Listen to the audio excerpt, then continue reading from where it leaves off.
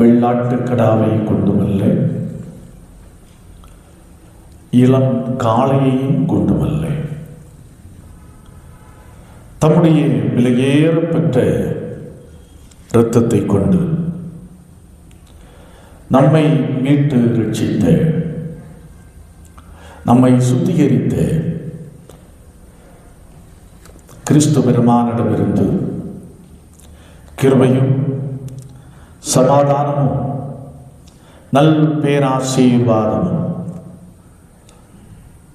கட்டளை வியாழன் அல்லது பெரிய வியாழன் என்று அறியப்படுகின்ற தர்மியான நாள் மாலை வேளையில ஆண்டவருடைய திருவீட்டிலே வீட்டிருக்கிற நம் ஒருவருக்கும் மிகுதியாய் உண்டாவதாக. ஆமென். இந்த அற்புதமான வேளையிலே சிந்தனைக்காக தெரிந்து கொள்ளப்பட்ட திருமறை பகுதி, முன்பு வாசியை கேட்ட நற்செய்தி பகுதி, மத்தேயு நற்செய்தி 26வது அதிகாரம் 17வது வசனத்திலிருந்து 30வது வசனம் முடிய, அதில் 26லிருந்து 28 முடியுள்ள வசனங்களை நான் வாசிக்கிறேன். அவர்கள் போஜனம் பண்ணுகையில் இயேசு அப்பத்தை எடுத்து ஆசீர்வதித்து அதை பிட்டு சீஷர்களுக்கு கொடுத்து, நீங்கள் வாங்கி புசியுங்கள், இது என்னுடைய சரீரமாய் இருக்கிறது என்றார்.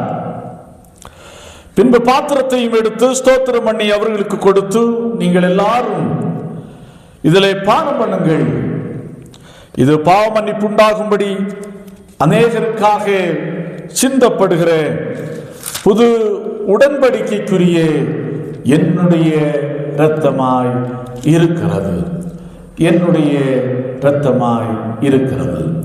கண்களை மூடுவோம், ஆண்டவரை நோக்கி பார்த்து நாம் ஜெபிப்போம். அன்பின் பரலோக கர்த்தாவே, எங்கள் மேல் கொண்ட அன்பின் நிமித்தம் எங்களுடைய மீட்புக்காக, எங்களுடைய பாவ மன்னிப்புக்காக, எங்களுடைய நித்திய வாழ்வுக்காக தன்னுடைய இரத்தத்தையே சிந்த கொடுத்தீர் சுவாமி. ஆம் கர்த்தாவே, உம்முடைய அன்பை நினைத்து நாங்கள் உண்மை ஸ்தோத்திரிக்கிறோம். இதோ இந்த அருமையான நாளிலே நீர் காட்டிக் கொடுக்கப்படுவதற்கு முன்பாக சீடர்களோடு நீர் ஆசரித்த பஸ்கா திருநாளை நாங்களும் நினைவு கூற ஆசரித்து மகிழ இந்த நாளில் உங்களுடைய சன்னிதானத்திலே கடந்து வந்து உங்களுடைய திருவடிகளிலே வீட்டிருக்க ஆண்டவர் தந்த கிருபைக்காய் ஸ்தோத்திரம். ஆண்டவரே, சிந்திக்க இருக்கிற வார்த்தைகள் மூலமாய் எங்களோடு பேசும் சாமி, எங்களோடு கூட இடைப்படும் சாமி. உங்களுடைய வார்த்தையினால் நாங்கள் தொடரப்படட்டும், சந்திக்கப்படட்டும். இயேசு இரட்சகர் நாமத்தில் பணிவோடு தாழ்மையோடு ஜெபிக்கிறோம். ஜெபங்கள் மன்பு தரைத்து என் நல்ல கர்த்தாவே, ஆமென், ஆமென். இரத்தம் ஒரு உயிர் சக்தி, ஒரு உயிர் சக்தி. ஒரு மனிதனுடைய சரீரத்திலிருந்து அல்லது ஒரு விலங்கினுடைய சரீரத்திலிருந்து எப்போது இரத்தம் அதிகமாக வெளியேறுகிறதோ அப்போது மனிதர்களாக இருந்தாலும் மரித்து விடுகிறார்கள், விலங்குகளாக இருந்தாலும் அது மரித்து போகிறது. ஆகையினாலே தான் லேவியராகம புஸ்தகம் 17வது அதிகாரம் 11வது வசனம் சொல்லுகிறது, மாம்சத்தின் உயிர் இரத்தத்தில் இருக்கிறது அப்படி என்று சொல்லுகிறது.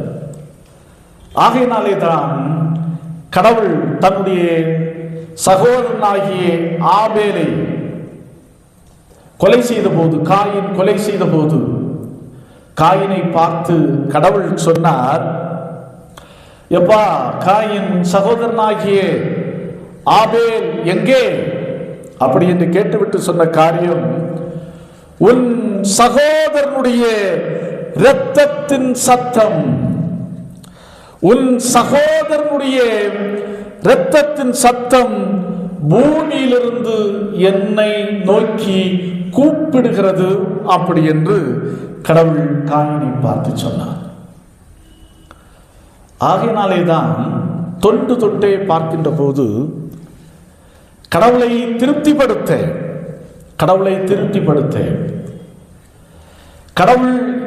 கடவுளுடைய கோபத்தை தணிக்க, கடவுளுடைய ஆசீர்வாதங்களை சுதந்திரித்துக் கொள்வதற்கு உன்னதமான பலியாக அன்றிலிருந்து மனிதர்கள் எதை கருதினார்கள் என்று சொன்னால் பலியை கருதினார்கள். அன்றிலிருந்து நாம் பார்க்கின்ற போது ஆபிரகாம் காலத்திலிருந்து எடுத்துக்கொள்ளுங்கள், அல்லது நோவா காலத்திலிருந்து எடுத்துக்கொள்ளுங்கள், பலியிட்டார்கள். அப்படியே பலி வந்து கொண்டே இருக்கிறது. அந்த பலி காலம் ஆக முற்று பெற்று மனிதனையே பலியிடக்கூடிய சூழ்நிலைகளும் உருவாகிவிட்டது. கிறிஸ்துவுக்கு பிறகு கூட மத்திய மெக்சிகோவிலே ஆஸ்மெக் என்ற ஒரு கூட்டத்தார், ஒரு பழங்குடி மக்கள் வாழ்கிறார்கள். அவர்கள் சூரிய கடவுளை வழிபடுகிறார்கள். அவர்கள் ஒரு குறிப்பிட்ட காலம் வரைக்கும் சூரிய கடவுளை திருப்திப்படுத்துவதற்காக விலங்குகளை மட்டுமல்ல மனிதர்களையும் பிடித்து வந்து பலி செலுத்தி அதனுடைய இருதயத்தையும் இரத்தத்தையும் எடுத்து பலிபீடத்திலே தடவினார்கள். அதே மெக்சிகோவிலே மாயா என்ற ஒரு பழங்குடியினர் இருக்கிறார்கள். அவர்கள் தங்களுடைய கடவுளை திருப்திப்படுத்த தங்களுடைய இரத்தத்தையே எடுத்து கடவுளுக்கு அவர்கள் செலுத்தினார்கள். ஆமன்பானவர்களே, இந்தியா மட்டும் விலக்கு என்று நாம் நினைத்து விட வேண்டாம். இந்தியாவின் பல பகுதிகள் கூட இன்றைக்கு கூட கடவுளை திருப்திப்படுத்துவதற்காக பலியிடுகின்ற ஒரு மோசமான நிலைமைகளை நாம் இன்றைக்கு பார்த்து கொண்டிருக்கிறோம். சில ஆண்டுகளுக்கு முன்பதாகத்தான் மதுரை மாவட்டத்தின் கலெக்டராக இருந்தவர் சகாய் அவர்கள் ஒரு சுடுகாட்டிலே போய் இரவு முழுவதும் படுத்து கிடந்தார் கட்டிலே வைத்து. ஏனென்று சொன்னால் கிரானைட் ஊழல்வாதிகள் என்ன செய்தார்கள் என்று சொன்னால் மலையை சுரண்டினார்கள், கிரானைட்டுகள் எல்லாம் அள்ளி அனுமதி இல்லாமல் சில இதெல்லாம் பண்ணினார்கள். அவர்கள் என்ன செய்திருக்கிறார்கள் என்று சொன்னால் மனிதர்களை பலி கொடுத்திருக்கிறார்கள். கிட்டத்தட்ட அவருடைய ஸ்டேட்மெண்ட் படியே 12 முதல் 13 பேர் வரைக்கும் அவர்கள் பலி கொடுத்திருக்கிறார்கள். ஆகையினால் அதை தோண்டி பார்க்க வேண்டும், அரசு ஒத்துழைக்கவில்லை. ஆகையினால் இரவு நேரத்தில் எலும்பு கூடுகளை மாற்றி விடுவார்கள் என்ற ஒரே காரணத்திற்காக இரவு முழுவதும் சுடுகாட்டிலே படுத்து கிடந்தார். பலி கொடுக்கிறது எதற்காக? புதிய இயந்திரங்களை வாங்கும் போதும், புதிய மலைகளை குடைகின்ற போதும் அதற்கென்று ஆட்களை அனுப்பி மனப்பேதலித்தவர்களையும் அரைக்குறை மனநிலையிலே இருக்கிறவர்களையும் பிடித்து வந்து கொடூரமான விதத்திலே பலி கொடுத்தார்கள். அதற்கு ஆட்களை பிடித்து வந்தவர்களே கடைசியிலே சாட்சி பகர்ந்தார்கள். அப்போ பலி ஏதோ ஒரு விதத்திலே கடவுளை திருப்திப்படுத்துகிறது என்பதுதான் மனிதனுடைய எண்ணமாக இருந்தது.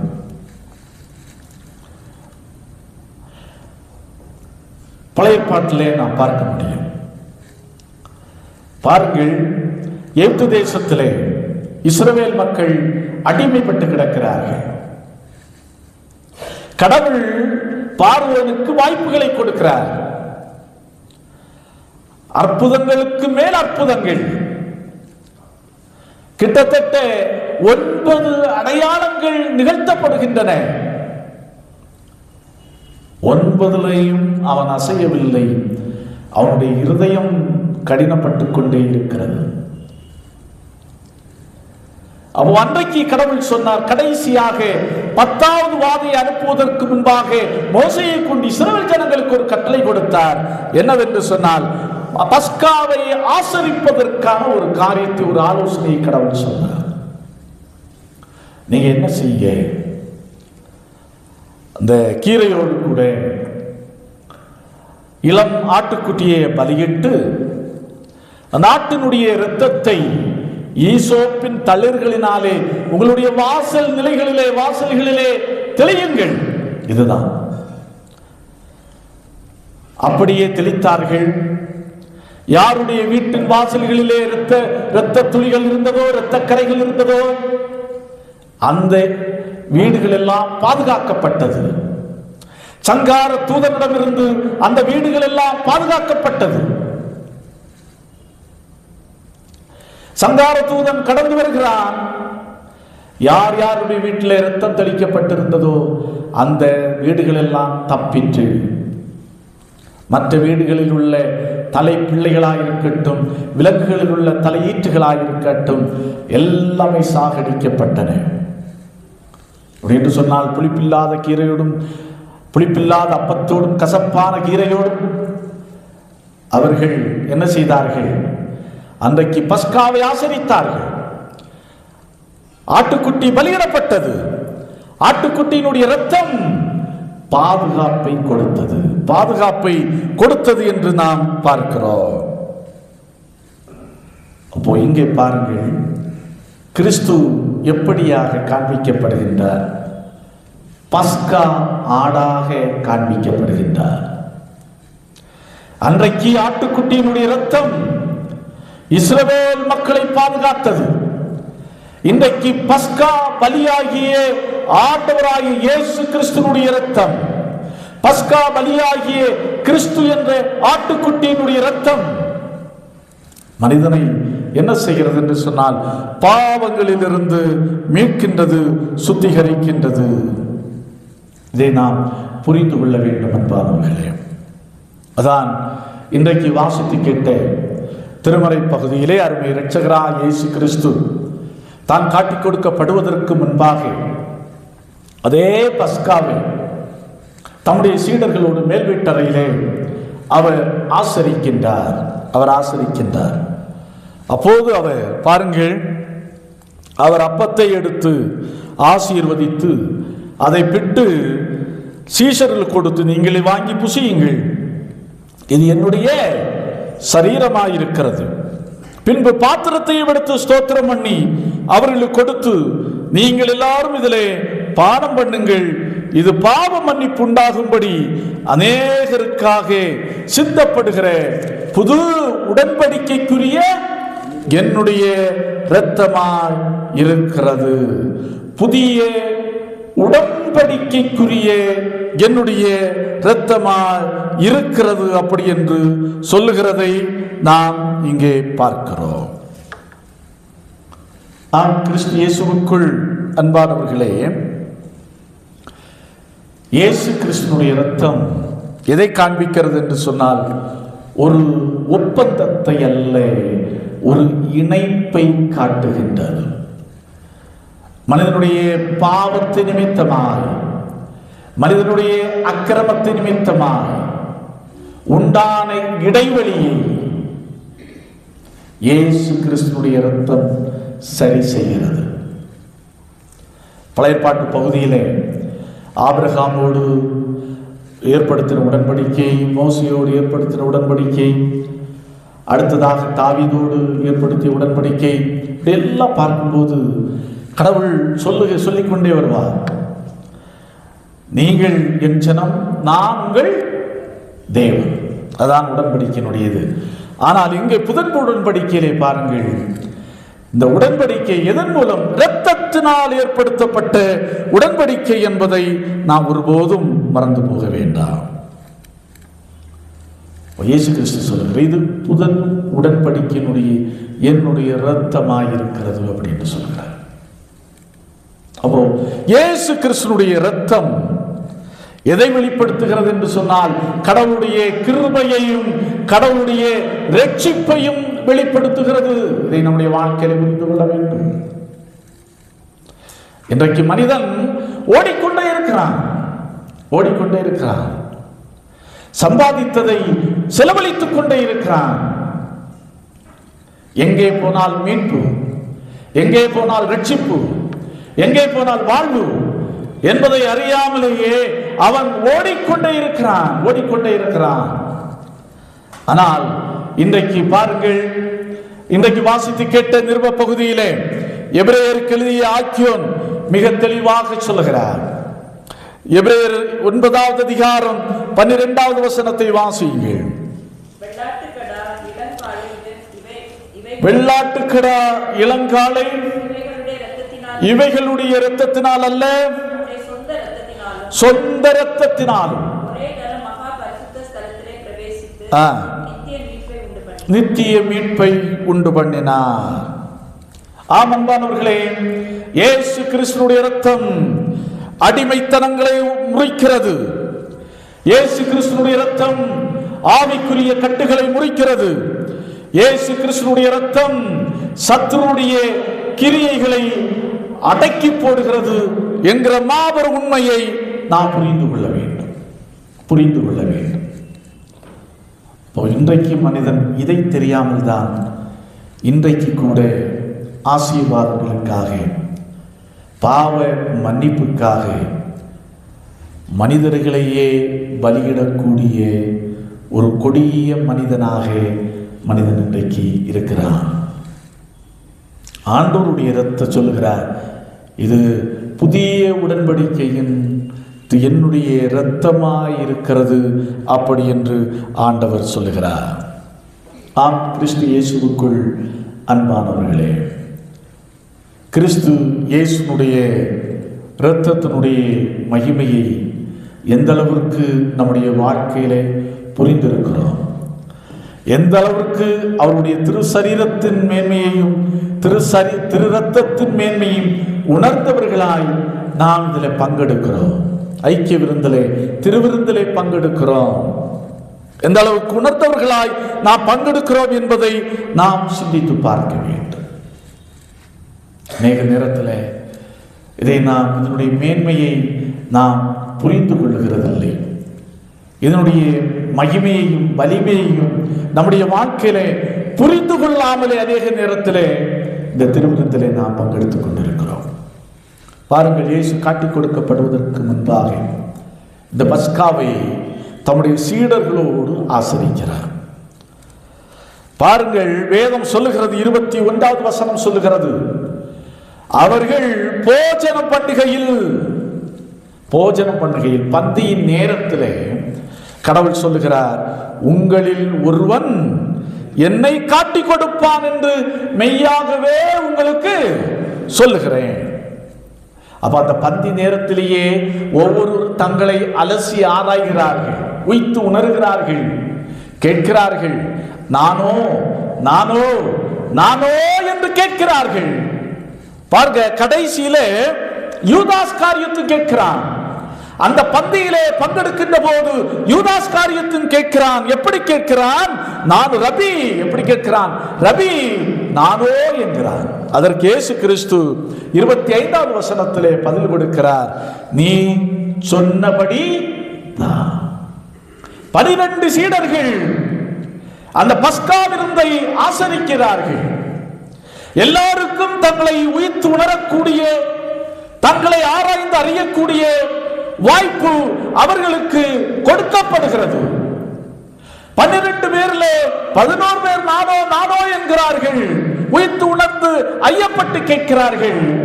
கடைசியாக ஒருத்தன் கேட்கிறான், நானோ என்று கேட்கும் போது இயேசு சொல்லுகிறார், நீ சொன்னபடிதான். அப்போதாவது அந்த பந்தியிலே பங்கெடுத்த யூதாஸ் காரியர் தன்னை உயிர்த்து உணர்ந்து தன்னுடைய நிலைமையை ஆராய்ந்து இயேசுடைய சமூகத்திலே ஒப்பு கொடுத்து அந்த பந்தியிலே பங்கெடுத்திருந்திருப்பான் என்று சொன்னால் ஒருவேளை கடவுள் இறங்கி இருப்பார், அவன் தப்பி இருந்திருக்க கூடும். இன்றைக்கு பாருங்கள், நாம் எப்படி இதிலே பங்கெடுக்கிற மக்களாக நாம் வாழ்ந்து கொண்டிருக்கிறோம்? ஒவ்வொரு பந்தியிலே நாம் பங்கெடுக்கின்ற போது கடவுள் நமக்கு வாய்ப்பை தருகிறார். நம்மை உய்த்து பார்ப்பதற்கு, நம்மை ஆராய்ந்து பார்த்து நம்முடைய பாவ செயல்களை எல்லாம் விட்டு பந்தியிலே பங்கெடுப்பதற்கு ஆண்டவர் நமக்கு வாய்ப்பு தந்து கொண்டே இருக்கிறார். ஆகவே நாம் உய்த்து உணர வேண்டும். அதான் பாருங்கள், 1 கொரிந்தியர் 17வது அதிகாரம் 27வது வசனத்தை வாசியுங்கள். 11வது அதிகாரம் 27வது வசனம்.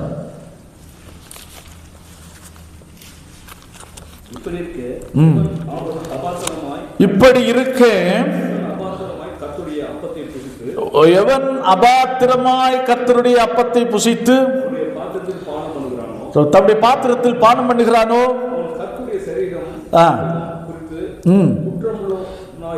கிறிஸ்துவின் சரீரத்தை குறித்தும் இரத்தத்தை குறித்தும் குற்றம் உள்ளவனாயிருப்பான். அழைக்கிறார். யாரும் செய்யக்கூடாத ஒன்றை ஆண்டவர் செய்து தம்முடைய இரத்தத்தை சிந்தி நம்மை பிணைத்திருக்கிறார். அவரோடு நம்மை இணைத்திருக்கிறார், ஒப்புரவாக்கி இருக்கிறார், நமக்கு பாவ மன்னிப்பை தந்திருக்கிறார், நித்திய ஜீவனை ஏற்படுத்தி இருக்கிறார். அதோடு அந்த பலி என்கிற சமாச்சாரமே முடிந்து விட்டது. பலி என்ற காரியத்திற்கு முற்றுப்புள்ளி வைக்கப்பட்டு விட்டது. அப்படி என்று சொன்னால் அவருடைய மீட்பாவ மன்னிப்பையும் ரட்சிப்பை எப்படி பெற்றுக் கொள்வது? 1 ஞானஸ்நானத்தின் மூலமாய், 2 திருவிருந்தின் மூலமாய். ஞானஸ்நானம் ஒரு முறைதான், ஆனால் திருவிருந்து அப்படி இல்லை. கடவுள் நமக்கு அந்த வாய்ப்பை தந்து கொண்டே இருக்கிறார். அப்படி என்று சொன்னால் அதிலே நாம் கருத்தாய் இருக்க வேண்டும் என்பதைத்தான் பவுலடிகளார் இந்த பகுதியிலே எச்சரிக்கிறதை நாம் பார்க்கிறோம். தான் சொல்கிறார், சிலர் அபாத்திரமாய் புசித்து பானம் பண்ணபடியால் என்ன செய்திருக்க பலவீனப்பட்டு இருக்கிறார்கள், சிலர் நித்திரையும் அடைந்திருக்கிறார்கள். அப்படிப்பட்டவர்கள் அதற்கு மிக சிறந்த உதாரணம் இந்த யூதாஸ் காரியத்து தான். அபாத்திரமாய் நிர்விசாரமாய் அதில் பங்கெடுத்தான். கடவுள் கொடுத்த வாய்ப்பையும் தான் உணர்த்தப்பட்ட பிற்பாடும் அதை பொருட்டாக எண்ணாமல் பணம்தான் முக்கியம் என்று நினைத்து இயேசு கிறிஸ்துவை அவன் காட்டிக் கொடுக்க முன்வந்து இயேசு கிறிஸ்துடைய இரத்தத்தை அவன் அசட்டை பண்ணினான். விளைவு கொடிதான ஒரு மரணம். ஆம், கிறிஸ்துவுக்குள் அன்பானவர்களே, நம்மை ஆசீர்வதிக்கும்படியாய், நம்மை ரட்சிக்கும்படியாய், மரணத்திற்கு பிற்பாடு நம்மை பரலோகத்தில் சேர்க்கும்படியாய் விலையேறப்பெற்ற இரத்தத்தை இயேசு கிறிஸ்து சிந்தியிருக்கிறார். ஆகவே அப்பேற்பட்ட அவர் தன்னை சிலுவை மரணத்திற்காக ஒப்பு கொடுத்த நாளை நாம் நினைவு கூறுகிறோம். அப்பேற்பட்ட நாளிலே நாம் செய்ய வேண்டிய காரியம் என்ன? அதைத்தான் இந்த நாளுக்குரிய சங்கீத பகுதி மிக தெளிவாக சொல்லுகிறது. 116வது சங்கீதம் 12வது வசனமும் 13வது வசனத்தை வாசியுங்கள். கர்த்தர் எனக்கு செய்த எல்லா உபகாரங்களுக்காக அவருக்கு எண்ணத்தை செலுத்துவேன். ரட்சிப்பின் பாத்திரத்தை ஏந்தி கர்த்தருடைய நாமத்தை தொழுது கொள்வேன். அப்ப கடவுள் இவ்வளோ பெரிய காரியத்தை நமக்காக செய்திருக்கிறார். எல்லா முழு மனு குலத்திற்கும் பதிலாக தம்முடைய இரத்தத்தை, ஒரு பலியாடாக இருந்து தம்முடைய இரத்தத்தை அவர் சிந்த கொடுத்திருக்கிறார். அதற்கு ஈடாக நான் என்ன செய்வேன்? சங்கீதக்காரன் சொல்கிறார், ரட்சிப்பின் பாத்திரத்தை ஏந்தி அவருடைய நாமத்தை நான் என்ன செய்வேன்? தொழுது கொள்வேன். இந்த உணர்வு நமக்கு இருக்கணும். சண்டே ஆராதனை நேரத்தில் வீட்டில் இருக்கும்போது, ஆராதனையை தவிர்த்து வீட்டில் இருக்கும்போது நமக்கு இந்த நினைவு வர வேண்டும். ஜெபத்தப காரியங்களை நினைக்கும் போது நமக்கு இந்த உணர்வு வர வேண்டும். எங்கெல்லாம் கடவுளுடைய காரியத்தை இரண்டாவது இடத்திற்கு நாம் தள்ளுகிறோமோ, தள்ளி வைக்கிறோமோ, அப்போதெல்லாம் இந்த உணர்வு நமக்கு வர வேண்டும்.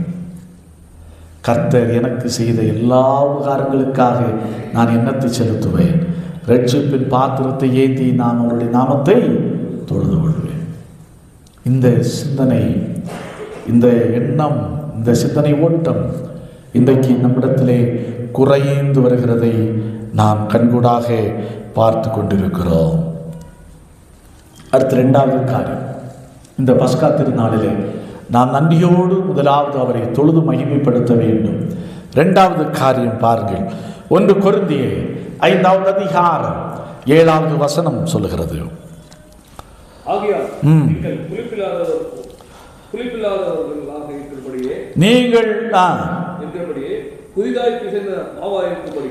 நீங்கள் புதிதாய் பிசைந்த மாவாய் இருக்கும்படிக்கு பழைய புளித்த மாவை நீங்கள் கழித்து போடுங்கள். ஏனெனில் நம்முடைய பஸ்காவாகிய கிறிஸ்து நமக்காக பலியிடப்பட்டிருக்கிறார். சொல்லுகிறார், நீங்க புளித்த மாவாக இருக்காதீர்கள், புளித்த மாவாக நீங்கள் இருக்காதீர்கள். அப்போ புளித்த மாவுக்கு ஒரு தன்மை இருக்கிறது. என்ன தன்மை? புளிப்பில்லாததையும் புளிப்பாக்கக்கூடிய ஒரு தன்மை புளித்த மாவுக்கு உண்டு. அதனாலே தான் பவுலடிகளார் சொல்கிறார் கொரிந்து திருச்சபைக்கு, நீங்க புளித்த மாவாக இருக்காதீர்கள், புதிதாய் பிசைந்த மாவாக இருங்கள் அப்படின்னு சொல்லுகிறார். புளித்த மாவை எதற்கு ஒப்பிடுகிறார்? துர்க்குணத்தோடும் பொல்லாப்போடும் அவர் ஒப்பிடுகிறார் புளித்த மாவை. அதே நேரத்தில் புதிதாய் பிசைந்த மாவை எதற்கு ஒப்பிடுகிறார்? தூய்மைக்கும் உண்மைக்கும் ஒப்பிடுகிறார். அப்படி என்று சொன்னால், நீங்கள் உண்மையாயிருங்கள், தூய்மையாயிருங்கள். நீங்கள் புளிப்பில்லாத காரியத்தோடு சேர்ந்து விடுவீர்களானால் அது உங்களை புளிப்பாக்கிவிடும். நீங்கள் துர்க்குணம் அல்லது பொல்லாப்பு என்ற பொல்லாத புளித்த காரியங்களோடு உங்களை நீங்கள் ஈடுபடுத்திக் கொண்டால் அது உங்களை புளிப்பாக்கிவிடும். ஆகையினால் இப்ப அழகாய் சொல்லுகிறார், பஸ்காவாகிய கிறிஸ்து நமக்காக மரித்த காரணத்தினால், நமக்காக பலியிடப்பட்டிருக்கின்ற காரணத்தினால் நாம் எப்படி இருக்கணும்? புதிதாய் பிசைந்த மாவாய் இருக்கணும், ஃப்ரெஷ் மாவா இருக்கணும். நமக்கிட்ட தூய்மை, சுத்தம் இருக்க வேண்டும், உண்மை இருக்க வேண்டும் என்பதை கடவுள் இந்த வசனத்தின் மூலமாக நமக்கு தெளிவுபடுத்துகின்றார். ஆம், கிறிஸ்துவுக்குள் அன்பானவர்களே, 2026 ஆண்டு தவகாலத்தின் மிக முக்கியமான கட்டத்திற்குள்ளே நாம் வந்திருக்கிறோம். இந்த நாளிலே பஸ்கா திருநாளை நாம் ஆசீர்வதிக்கிறோம். நம்மை நாம் உய்த்து உணர்ந்து பார்ப்போம். இயேசு கிறிஸ்துடைய இரத்தம் புதிய உடன்படிக்கையின் இரத்தம். அது சாதாரணமானதல்ல. நம்மை பரலோகம் வரை கொண்டு அந்த ஒப்பந்தத்திலே, அந்த பிணைப்பிலே நாம் இருந்தால் அது நம்மை பரலோகம் வரை கொண்டு சேர்க்கக்கூடிய வலிமை மிக்கது என்பதை நாம் உணர வேண்டும். ஆகவே அவர் பஸ்கானாக நமக்கு பலியிடப்பட்டிருக்கிறார். அதை உணர்ந்து நன்றி நிறைந்தவர்களாய், நன்றி நிறைந்த உள்ளத்தோடு நாம் அவரை தொழுது கொள்ள வேண்டும். மட்டுமல்ல, புதிதாக பிசைந்த மாவுகளாய், உண்மை, தூய்மை என்ற பண்புகளை உடைய பிசைந்த மாவுகளாயிருந்து, புதிதாய் பிசைந்த மாவுகளாயிருந்து கடவுளை நாமத்தை மகிமைப்படுத்தி வாழ அழைக்கப்படுகிறோம். ஆண்டவர் தாமே இந்த வார்த்தைகளை கொண்டு நம்ம ஒவ்வொருவரையும் ஆசீர்வதிப்பாராக. ஆமென். எல்லா புத்திக்கும் மேலான தெய்வ சமாதானம் உங்கள் இருதயங்களையும் சிந்தனைகளையும் கிறிஸ்து இயேசு நாமத்தை காத்துக் கொள்வதாக. ஆமென்.